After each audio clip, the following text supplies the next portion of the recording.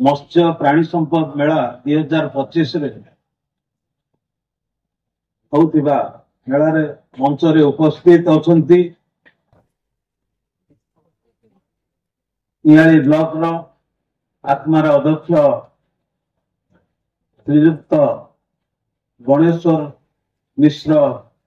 बड़ भाई महोदय, जिला मत्स्य अधिकारी श्रीमती बबीता महोदय, गोष्ठी उन्नयन अधिकारी भक्तियुक्त धर्मरंजन पंडा महोदय, सम्मानित अतिथि डाक्टर अभिमन्यु साहू महोदय,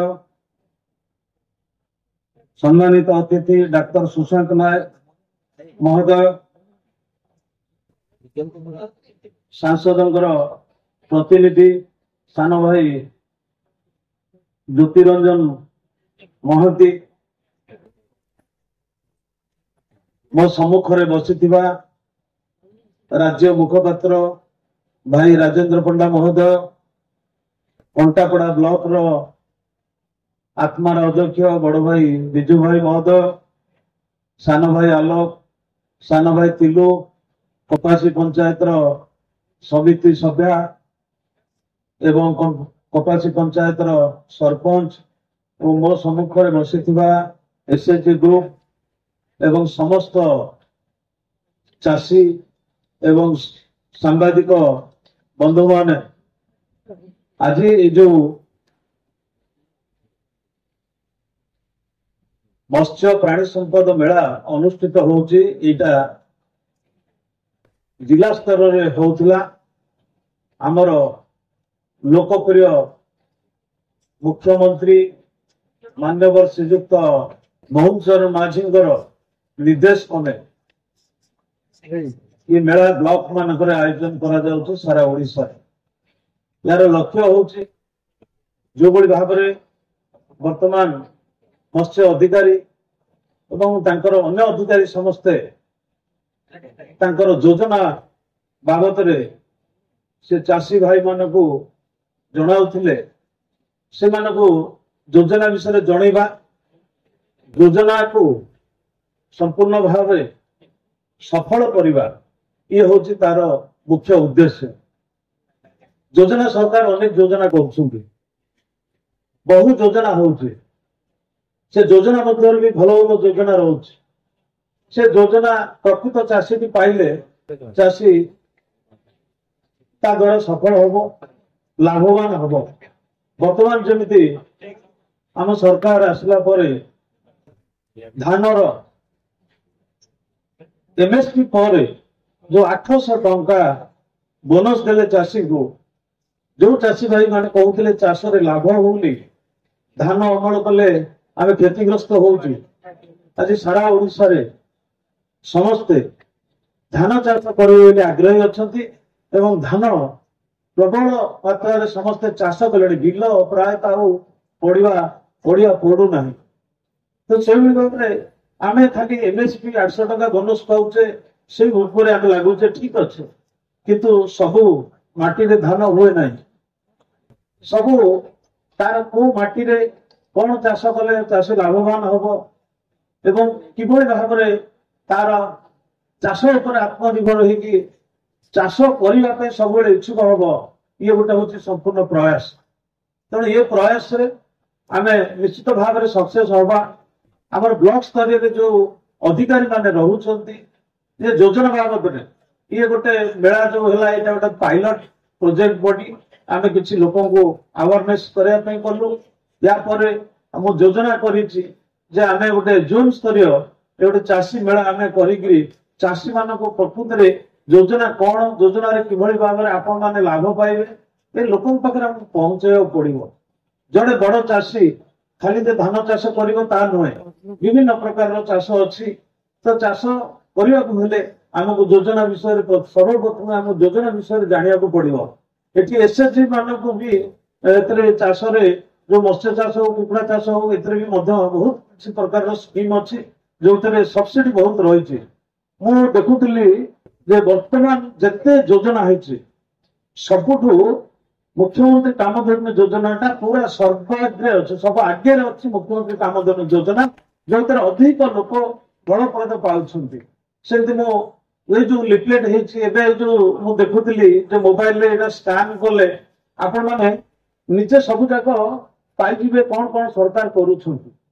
तेणु आमे एथरे आगे आमे जेहेतु गोटे कृषि प्रधान देश आमर वर्तमान चाष ही आमर मुख्य चाष जदि सफल होला ता निश्चित भाव में राज्य विकसित हम राज्य विकसित हेले देश विकसित हम आम सब बेले से माछ हो अंडा हो पनीपरिया सब बेले बाहर राज्य उपर आमको अपेक्षा करने को पड़ू तो धीरे धीरे मुझे देखिला माछ चाष बढ़ुची कुकुड़ा चाष बढ़ला आम समस्ते या केमती अग्रगति करवा मोर समस्त को निवेदन रहा चाषी भाई मान को समस्ते जे अधिकारी अच्छा सागर कथा हूँ आमर टिकिना भाईना समस्त प्रिय आप जानी आप समस्त जोगाजोग कर सब स्कीम बाबद समस्त निजे जानतु एवं अन्य को जाना सुविधा दिंतु आगामी दिन में मत गोटे सहयोग आपे आमर जो नियाली चार गोटी जोन अच्छी जमी Madhav zone Niali zone Sithal zone Kasarda zone ये जोन में जो 7टी 8टी कोटी पंचायत रोचे 6टी पंचायत रोचे से पंचायत रे मु आज अधिकारी मान को निवेदन करछि अनुरोध भी करछि आमर जो मत्स्य अधिकारी आसती आमे गोटे जोन स्तरीय आमे सभा करूँ से सभा रे केवल चाषी मान को लेकिन सभा हम चाषी मान को आमे प्रमोट करवा से चाष करेंगे और से चाष सरकार केमती सरकार जो साहाय्य अच्छी सरकार जो सब्सिडी अच्छी केमी लोक मैंने फलप्रद हे उपकृत हे आमको अवेयरनेस कर बर्तमान सुजोग आसी आमे ताको ब्लॉक स्तर रे आज कराई समस्त जणे जाउची किछि दिन पर आमे जोन स्तर जो प्रोग्राम करिवो आमे आपण मानको से तारीख देबो आपण माने निश्चित एठी जति उपस्थित अछंती अन्य मान चाषी को मध्य आपण प्रेरणा देबे से माने से उपस्थित हुवंतु मु भाबुची चाषी माने जति प्रकृत रे जते गुडी योजना अछि से योजना को जति आपण माने जानि देबे निश्चित भाव में नियाली एक चाषी एरिया हबो जहा से जगन्नाथ को आशीर्वाद आमर जगन्नाथ मंदिर को महाप्रसाद जो कोठभोग चाउल जीव जैविक चाउल जहाँ नियाली आज से तालिका अच्छी तेणु आम यहाँ गर्वित हवा जहाँ आम अंचल जगन्नाथ पाखक आमर जो चाउल जीव से प्रसाद लगे जो महाप्रसाद तैयारी हम आम नियाली अंचल चाउल आठ गर्वर कथा आपण कौन हो पारे मु बुझुली जड़े एनजीओ नहीं से एनजीओ जो चाउल आपण करेंगे से आमर बोनस सहित जो 3100 कौन 29 पैसा बढ़ी बोधे 2129 बाद